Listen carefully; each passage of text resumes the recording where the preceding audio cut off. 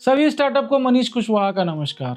अभी बहुत सारे स्टार्टअप जो है वो बिहार में मखाना का स्टार्टअप कर रहे हैं, फैक्ट्री खोल रहे हैं और मुझे बोल रहे हैं सर मैंने तो आपके गाइडेंस में फैक्ट्री खोल लिया है, मैं बायर कैसे ढूंढूं। कुछ लोग 6-7 महीना के बाद आ रहे हैं, कह रहे हैं सर मैंने मखाना का बिजनेस शुरू किया था, मेरा पैसा सप्लायर लेके भाग गया है। तो उन सब स्टार्टअप को मैं बताना चाहता हूँ आप कैसे राइट बायर का पता करें। सबसे पहले जो है आपको कोई कॉल आ रहा है तो उसको पूछे कि आप सर कंपनी है, प्रोप्राइटर है, एलएलपी है, पार्टनरशिप है, किस तरह का आप किस तरह की एंटिटी आप हैं। कोशिश करें कि आप कंपनी में बिलिंग करें, क्योंकि कंपनी में अगर बिलिंग करते हैं और आपके साथ फ्रॉड होता है तो बहुत आसान होता है आपका जो पैसा है वो निकलवाने में सरकार मदद करती है। हालांकि अब एमएसएमई जो है वो एमएसएमई के तहत अगर 45 दिन से अगर ऊपर का पैसा होता है तो उसको भी सरकार जो है वो जो उद्यम आधार होता है, उद्यम आधार आप ले लेते हैं तो आपको पैसा रिकवरी करने में सहूलियत होती है। तो राइट बायर के लिए क्या होना चाहिए? पहला, कंपनी, प्रोप्राइटर, एलएलपी या जो भी एंटिटी में वो रजिस्टर्ड है। सेकंड, अब जो ये बायर है या सेलर है, अगर आप सेलर हैं तो आपको जो लीड है वो कहाँ से आ रहा है? या तो इंडिया मार्ट पे आप रजिस्टर्ड किए हुए, या ट्रेड इंडिया पे, या एक्सपोर्टर इंडिया पे, गूगल पे, जेडी पे यानी जस्ट डायल पे, इन सब जगहों से आपको लीड आ जाता है कि सर मुझे मखाना चाहिए। ठीक है, आप कहिए कि सर ठीक है आप अपने कंपनी का सारा कुछ भेज दीजिए, हम आपको कोटेशन बना के दे देते हैं।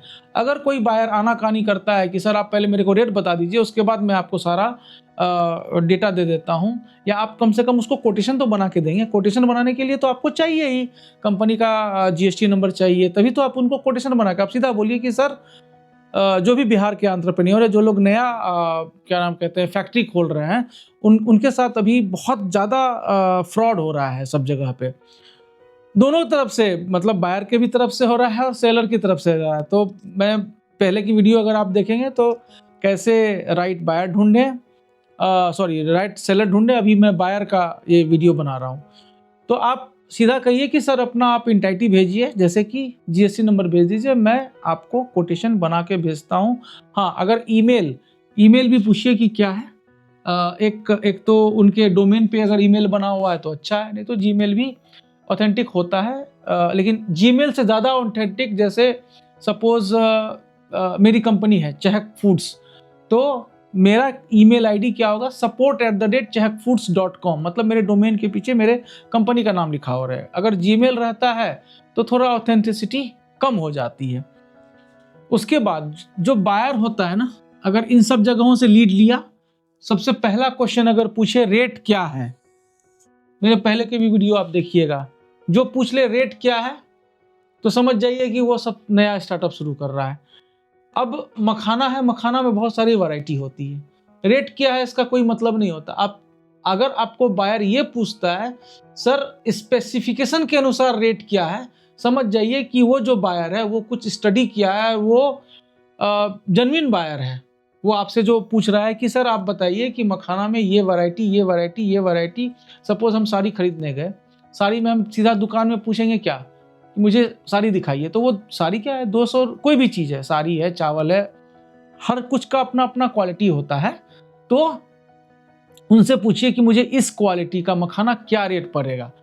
तभी जो भी आप सेलर हैं, अगर सेलर हैं, मैं सेलर के लिए ये वीडियो बना रहा हूँ, तो बायर जो है आपका कुछ न कुछ स्टडी करके आया है, नहीं तो वो किसी ने बोल दिया है, कामत साहब का उन्होंने वीडियो देखा और उसमें बोल गया कि मखाना 3000 करोड़ की का सबसे बड़ा कैप है, मखाना में बहुत कमाई है। गूगल से निकाला, सीधा उस पर फ़ोन किया, सर रेट क्या है।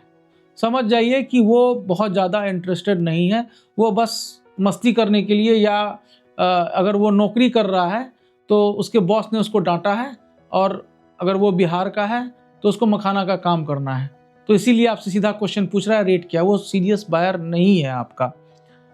उसके बाद आपसे कोई बायर सैंपल मांगे तो 2 तरीके का सैंपल होता है, एक होता है पेड, एक होता है फ्री। अगर कोई बायर आपसे ये बोल रहा है कि मेरे को सर फ्री में सैंपल भेज दो, समझ जाइए वो जो बायर है वो कभी भी मखाना का काम नहीं कर सकता है।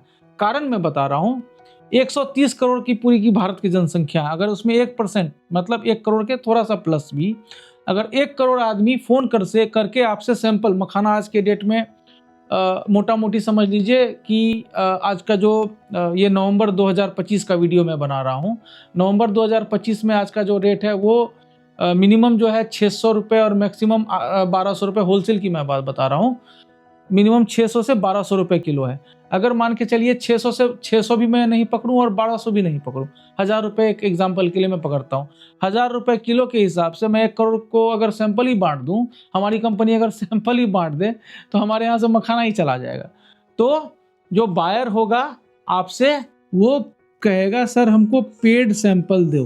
तो पेड सैंपल भी कौन सा होगा, वो बताएगा सर मुझे ये क्वालिटी दो, या सैंपल किट, कोई भी कंपनी एक सैंपल किट बना देती है सैंपल। हालांकि मैं इन सब चीज़ों पे विश्वास नहीं करता हूँ, क्योंकि 100 ग्राम का जो सैंपल है उससे आप किसी का जज नहीं कर सकते हैं क्वालिटी क्या हो सकता है।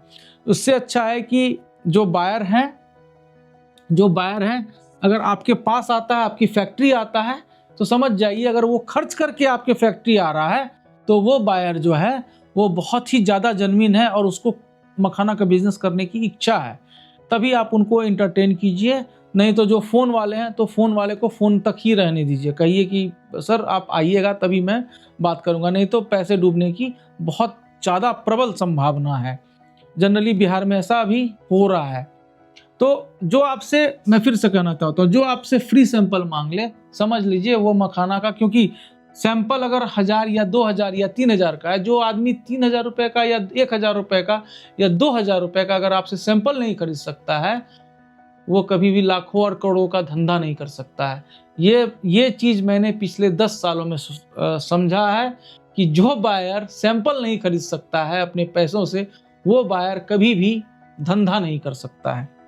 तो हमने अभी क्या किया हुआ है, जो भी नए बायर है, अगर कोई मुझे फ़ोन करता है कि सर मुझे सैंपल चाहिए, तो अभी हम लोग अपने वेबसाइट से www.chehkfoods.com से COD में हमने कैश ऑन डिलीवरी में सैंपल की व्यवस्था की हुई है। आप वहाँ से भी सैंपल ले सकते हैं, या और दूसरे भी लोग जो भी मखाना के बिहार के स्टार्टअप हैं, तो आप भी अपने वेबसाइट पे इस फीचर को कर दीजिए, कैश ऑन डिलीवरी में सैंपल आप दे दीजिए।